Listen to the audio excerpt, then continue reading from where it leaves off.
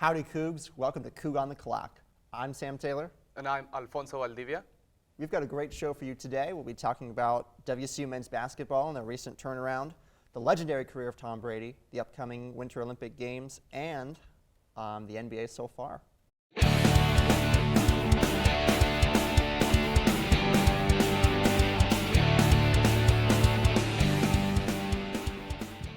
Our first topic is the WSU men's basketball team. They've got a 12-7 record so far. They started off, hot. Many people looked at them and said this was a tournament team. They won 5 games, but a trend occurred in which they would concede the lead in the second half, or at least concede the margin of their lead. And this eventually bit them when they faced Eastern Washington, and it's been the case in most of their 7 losses. When you look at this WSU basketball team, Alfonso, what sticks out to you?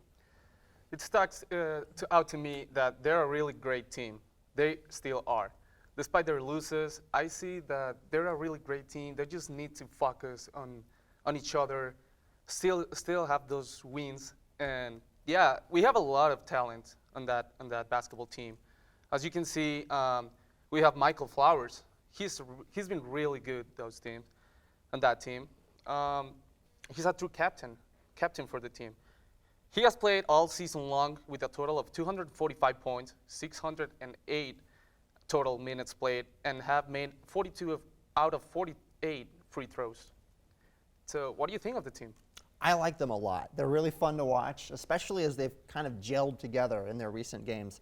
As of Thursday, they had a 3-game winning streak, and all at home. Beasley was rocking, and the school's turning out for them, and they're doing a really good job of giving students a reason to come to games.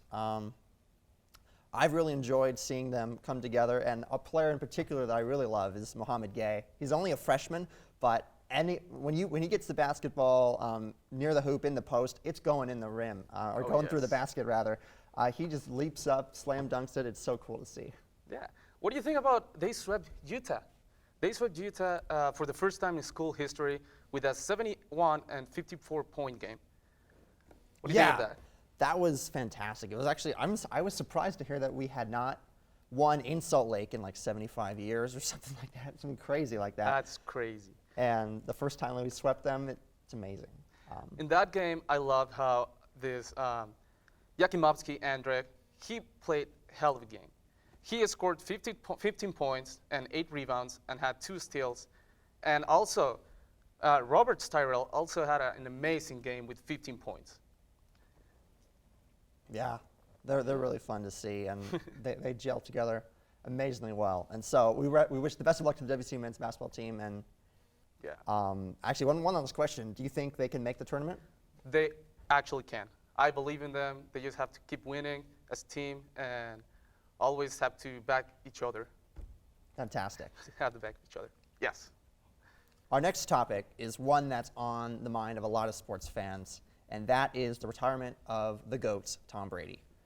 He's retiring at the age of 44 after 22 seasons in the NFL, 20 full seasons as a starter, and his career is remarkable. You know, we all know the underdog story, drafted number 199 overall in 2000.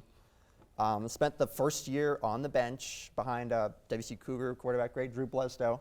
And then when Bledsoe got injured in 2001, he stepped in, won a Super Bowl that year, and he hasn't looked back since. When you look at Tom Brady, what sticks out to you about his career? What doesn't? He's the first quarterback to go to 10 Super Bowls, to have 14 conference title games.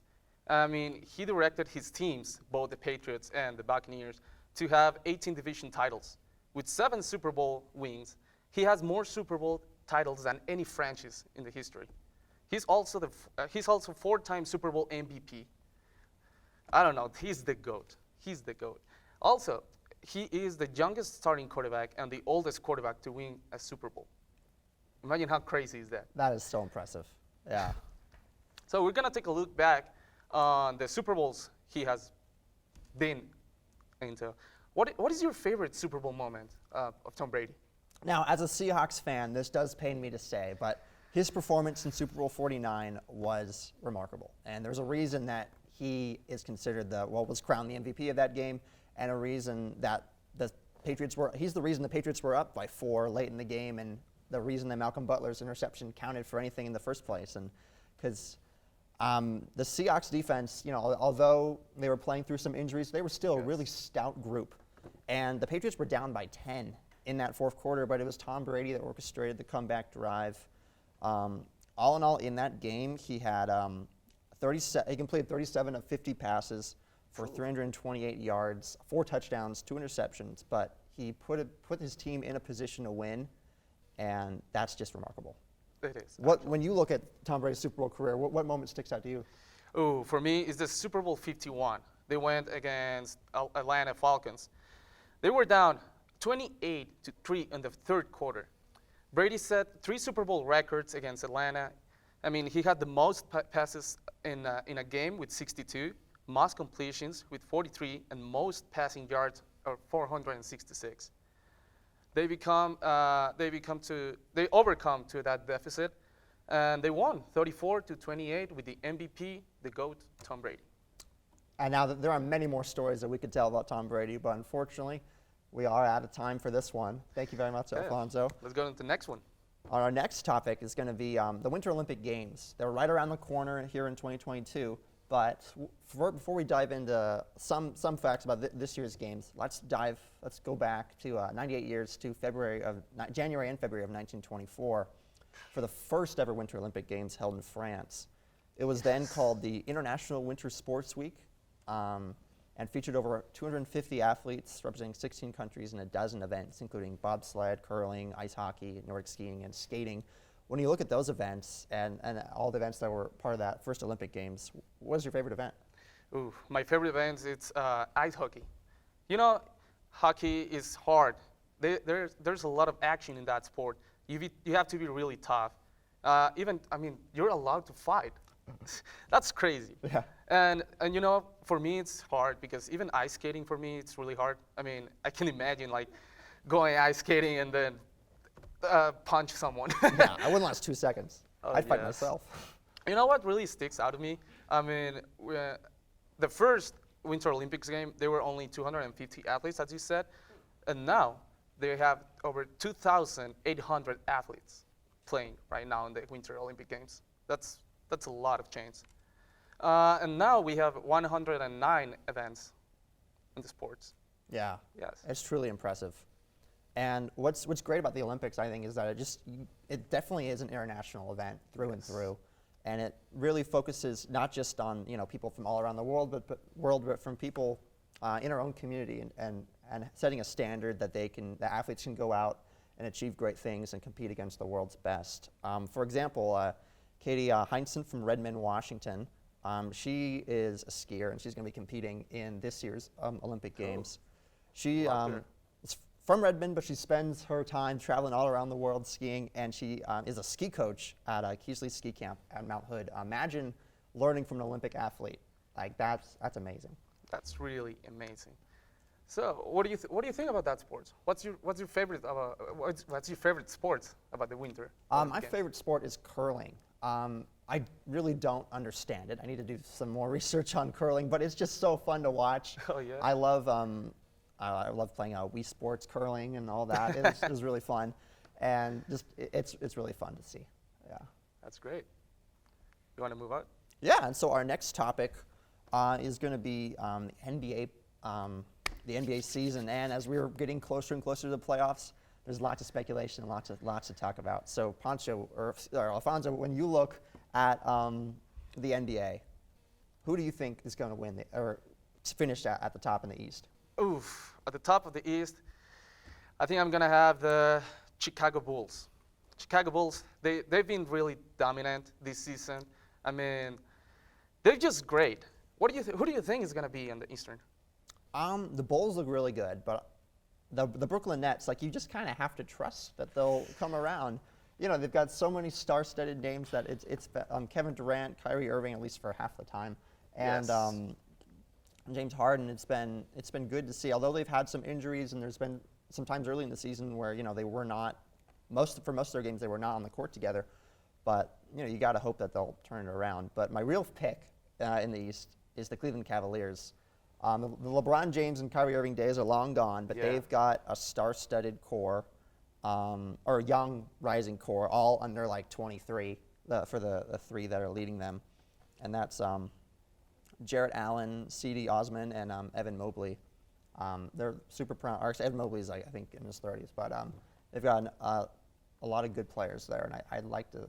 Their defense, they're playing lights out. I think they're second in the league with, as of Thursday, with 102.5 points allowed per game, and it's been really cool to see the Cavs just kind of build their own. They're under the radar this year, even though they're only like 2 games away from the top of the East. But I think that we'll be looking at this Cleveland team for the next 2 or 3 years as a real contender. So you're saying they are the dark horse? I would say they were the dark horse, yeah. Hell yeah. Let me tell you something about the Brooklyn Nets.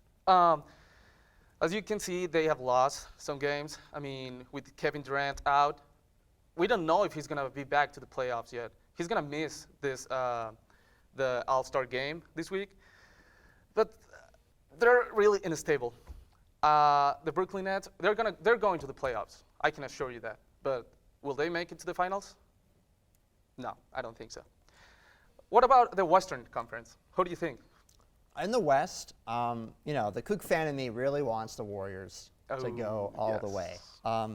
It's just amazing seeing in a heartfelt moment to see Klay Thompson's return. And any Coug fan who hears that from Washington State University is, that's going to bring a tear to your eye. That's amazing. And obviously Klay Thompson, just to recap, he suffered an ACL tear in the NBA Finals, 2019 NBA Finals, and worked his way back. But right before he was ready to return, he had a ruptured Achilles tendon, which kept him out for another 8 to 12 months. But he returned this year in January, and he's still playing lights out. He's absolutely amazing. And so I think the Warriors, with Steph Curry, with Klay Thompson, with their core, are going to be a real team to beat in the West. Oh yeah, I can agree with you. Yeah, and I guess real quickly, we're going to go in overtime here, but in the West, who do you got? Yeah, in the West, we're going to overtime. It's going to be really quick. The Phoenix Suns, they're going to the finals again, and they're going to win it all. They have a pretty scary team with Devin Booker, Chris Paul, DeAndre Ayton, JaVale McGee, and Cameron Johnson are going to the finals. Despite their tough schedule they have left, I mean, they have to face the Bulls, the Lakers, the Warriors, the Heat, and the Bucks twice. Yeah. They're going to still make it. And I think that Chris Paul deserves his ring, the trophy.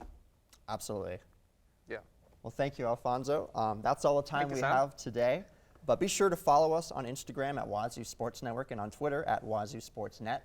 And watch more WSU Sports Network content on the Cable 8 YouTube channel, please. For WSU Sports Network, I'm Sam Taylor. And I'm Alfonso Valdivia. Have a great day. We'll see you until the next one. Go Cougs. Go Cougs.